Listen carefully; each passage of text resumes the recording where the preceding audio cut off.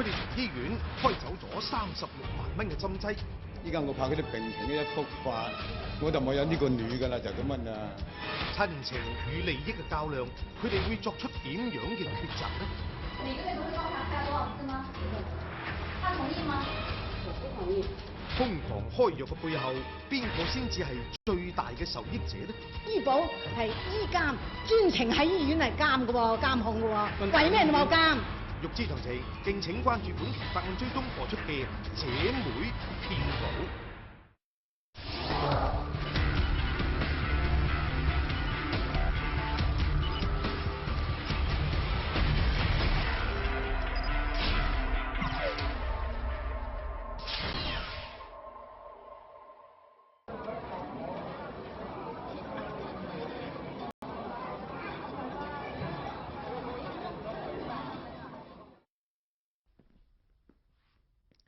觀眾朋友你好，歡迎大家收睇呢期法案追蹤。嗱，喺節目嘅開頭啊，我先同大家賣一個關子，用屋企人嘅醫保卡買藥咁樣嘅事，你哋做過未呢？冇幾耐之前，浙江75歲嘅周婆婆患高血壓多年，藥費報銷比例比較少，而老公嘅醫保卡呢就可以多報銷。為咗慳錢啊，周婆婆就叫個女冒用老公嘅醫保卡去醫院開藥。結果兩母女雙雙獲刑，用屋企人嘅醫保卡開藥，睇落嚟好似係好平常嘅事啊！但係搞得唔好嘅話呢，就會觸犯法律，構成犯罪。嗱，喺廣州就有一對好姊妹，因為開藥嘅事而坐上咗刑事被告席。喺法庭上，呢個戴住眼鏡、面容嬌小嘅女子叫阿姨，39歲，廣西梧州人。坐喺阿姨旁邊嘅嗰個就係佢嘅表姐阿興，40歲，廣州人。平時阿姨計仔多，反應快，經常咧就氹到性格內向嘅阿興好開心，深得阿興嘅信任。大專畢業之後，阿姨將戶口遷到阿興屋企，兩家人本來非常之親密，因為而家嘅呢一場官司，佢哋嘅關係降到咗冰點。我都係願意嘅，正式你話退租好，點樣好我願意就咁樣。依家我怕佢啲病情嘅一復發，我就冇有呢個女㗎啦。唉呀，所以有陣時即係跳落呼河水咪一清。有病退裝，咁究竟係咩回事呢？佢諗住係表姐就俾醫保卡過佢，叫佢幫攞藥，攞到就寄到梧州，寄上海，得佢中途就咁蚊。事情要從2009年年底講起。嗰陣時，阿姨去醫院做身體檢查，不幸被確診為乳腺癌。即係我話慘啦，一個你得罪啲乳腺癌，即係我準備賣屋我都當乜嘢都醫佢㗎啦。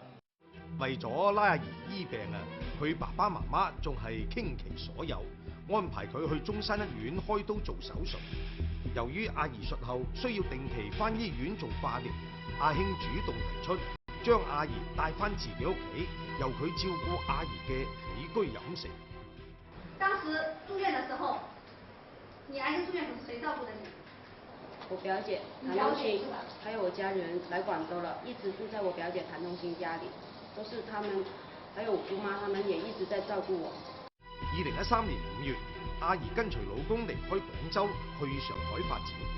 離開之前，阿姨將自己嘅病歷、醫保卡同身份證等資料交俾咗表姐阿興。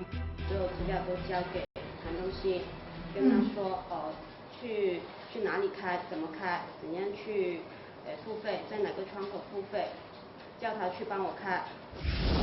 表妹阿姨身患癌症，而表姐阿興冇半點嫌棄，而且主動承擔起照顧阿姨嘅責任，陪阿姨走出鬼門關。阿興算係有情有義啦。嗱，話說阿姨去咗上海，咁佢病情呢仲未完全康復嘅，按照醫囑啊，佢每個月都需要食藥治療，所以喺臨行之前呢，阿姨呢就囑咐阿興幫佢去醫院開藥，然之後通過快遞郵寄俾佢。照計，阿興用阿姨嘅醫保卡開藥啊，並且將呢啲藥寄俾阿姨，應該唔會有咩問題㗎。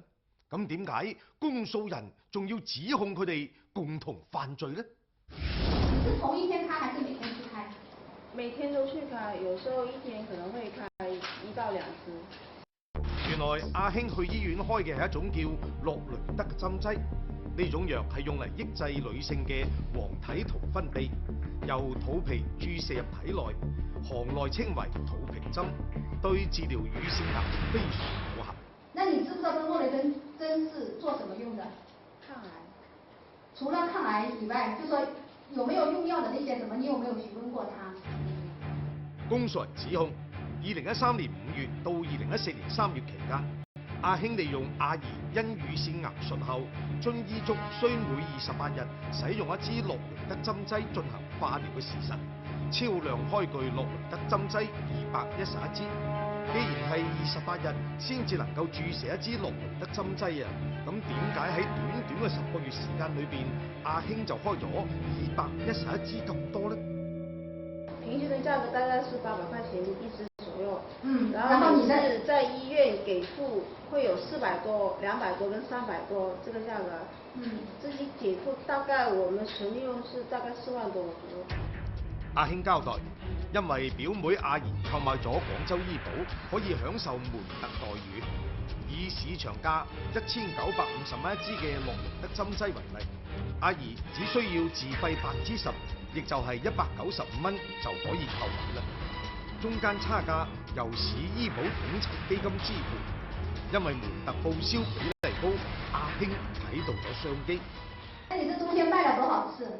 賣了多少次就不記得，因為有就賣，有就賣。賣了多少錢左右？12萬。公訴人查明，2013年5月到2014年3月，阿興不斷通過開藥賣藥嘅方式賺取中間差價獲利。這個藥按醫囑只能使用5年，所以他如果辦了這個門課，也只能開。公司人所算的話，你們差不多就在最後這1年是比較瘋狂的在開，是不是想了以後也不能開了，所以是這麼瘋狂的開？哇！真係唔講唔知道，一講就嚇一跳啊！原來仲可以通過醫保賺錢嘅。阿興以為去醫院開到個藥就係佢噶啦，點樣處置係佢個人嘅事，即使攞去賣啊，亦同其他人無關。於是乎，趁住阿姨嘅門特身份，仲有1年有效期，快快脆脆去賺花筆。就咁樣，一支原價1950蚊嘅洛雷德針劑啊，阿興就以195蚊嘅成本去購買，再以800蚊一支嘅價格賣出去。短短10個月，阿興就獲利12萬蚊。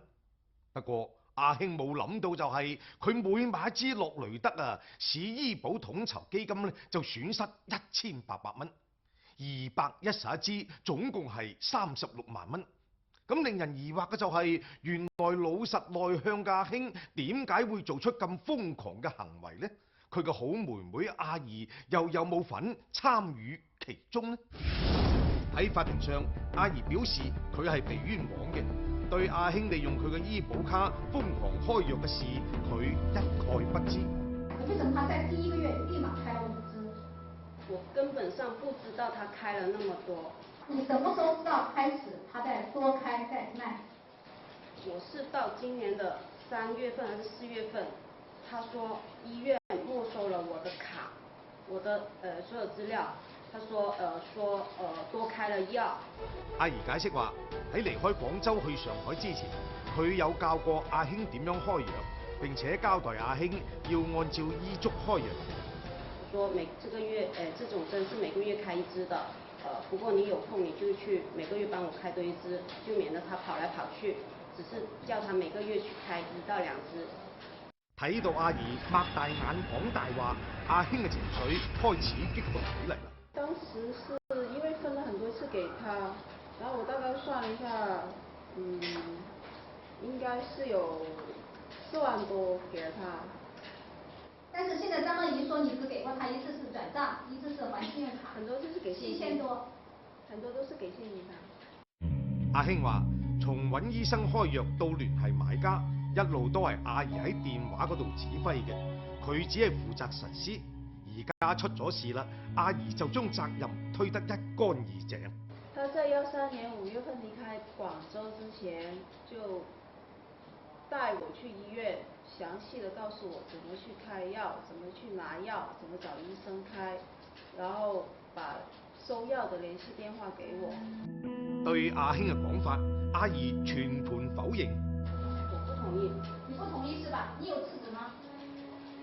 因為他有給過錢我只是知道他只是開了這些針的數量，而我不知道他具體是開了多少。我一直以為就是這些，我是後來才知道。你是後來才知道，談東西是不是這樣子的？不是的，是吧？對。隨後，公訴人當庭遞交咗一項證據。廣州市醫療保險醫囑明細清單顯示，喺2010年7月到2013年5月，阿姨喺中山醫科大學附屬第一醫院開咗95支諾雷德針劑，比醫囑規定嘅34支多出咗61支。你這個藥可以這樣說，打7、8年都可以了，這95支。如果按照醫囑來的話，因為我第1年是每個月打1支，後面我是每個月有打2支。每個月打2支，你這個說法我就沒辦法接受了，因為這個針劑我也查過，我也詢問過，這個針劑是一個抑制黃體，就是你的黃體分泌的一個抑制激素類藥物，只能28天打一次，不可能14天打一次。值得一提嘅就係，經查實，早喺2012年，阿姨曾經將多餘嘅諾雷德針劑攞咗去賣。譚中心，你曾經在公安機關的這個供述裡面曾經說過，在2013年的4月，因陪這個張樂怡到梅花園廣場的肯德基餐廳賣過2支藥，一次賣10支，一次賣1支，是否屬實？是的。是的，是吧？就是說張樂怡帶你去的，去賣這個藥。喺證據面前，阿姨最後低頭認罪。其實一開始就不應該繼續下去，應該停止，但是我沒有停止。確實是自己的法律意識薄弱，才犯了法律。確實也是自己做錯了。綜合阿興同阿姨嘅辯護意見，公訴人認為，阿姨對阿興嘅犯罪結果採取咗一種明知且放任嘅故意。阿姨同阿興對36萬幾嘅詐騙數額承擔全部責任。本院認為，被告人唐中心、張樂怡無視國家法律，以非法佔有為目的，採用多掛號、使用不同的病理及換不同的醫生開藥的方法，騙取公司財物，數額巨大。其行為均觸犯了《中華人民共和國刑法》第266條，犯罪事實清楚，證據確實充分，應當以詐騙罪追究其刑事責任。法官認為，現有證據無法子證明阿姨指使阿興開藥賣藥，但係阿姨明知阿興以其名義購買諾雷德針劑並予轉賣，唔單止冇制止阿興，仲從阿興嗰度分得咗部分違法所得，依法認定阿姨同阿興共同構成詐騙罪。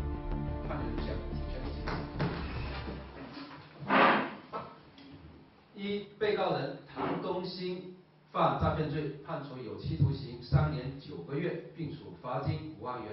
二、被告人張樂怡犯詐騙罪，判處有期徒刑1年6個月，並處罰金1萬元。對法院嘅一審判決啦，阿姨同阿興表示認罪服判。案件雖然暫時告一段落啦，但係佢所暴露出嚟嘅醫療監管問題不容忽視。我哋初步計咗一下，喺2010年7月到2013年5月，阿姨開咗95支諾雷德針劑；2013年5月到2014年3月，阿興開咗211支。4年時間唔到啊，阿姨名下總共開出咗306支諾雷德針劑，遠遠超出咗醫囑每28天注射1支嘅容量。咁喺開藥嘅過程裏邊，究竟係醫生被蒙騙咗呢，還係故意放水呢？點解醫院嘅監管冇起到作用呢？你醫院而家你做咩負責任？你醫保係醫監，專程喺醫院嚟監嘅喎，監控嘅喎，為咩你冇監？被告人家屬認為，如果當初醫院能夠及時阻止阿興開藥，阿姨同阿興都唔至於落得今日嘅下場。cut 住晒噶嘛？喂，你唔能夠攞咁多嘅喎，係嘛？你個病係唔能夠用咁多嘅喎。你日日攞你有乜理由猛俾佢攞啫？喺開庭嘅時候，阿姨同阿興都提到，佢哋主要採用多掛號、使用唔同病歷以及換唔同醫生開藥。喺呢個過程裏邊，即使有醫生發現佢哋超量開藥，一般都會隻眼開隻眼閉。那醫生那也確實是可以看到的，因為他要看你的購買記錄是不是有買過這個藥。我有跟他說清楚情況，我是要再去外地，然後醫生開了，他說我幫你開了，也可能不一定能開得到，你要去看收費那裡可不可以付費。既然明知道阿姨同阿興超量開藥，咁點解院方冇攔截或者制止呢？帶住疑問，記者嚟到咗中山一院。你首先可能要到問一下這個醫務科，問一下看看屬不屬於他們的範疇。隨後記者嚟到咗醫務科。統一對外的就只有他們可以是對外，其他部門他不能夠直接接受你採訪。就咁樣，工作人員拒絕咗我哋採訪要求。咁樣呢一單騙保案發生之後，針對病人超量開藥嘅情況，醫保局有冇加強對醫院嘅監管呢？李女士係某3甲醫院嘅門特病人，遵照醫囑，每28日，李女士需要注射一支諾雷德針劑。3月25號喺記者陪同下，李女士嚟到咗醫院開諾雷德針劑。杜秀芳喺乳腺科門診，李女士以清明節假期返老家祭祖為由，提出開多支諾雷德針劑嘅請求。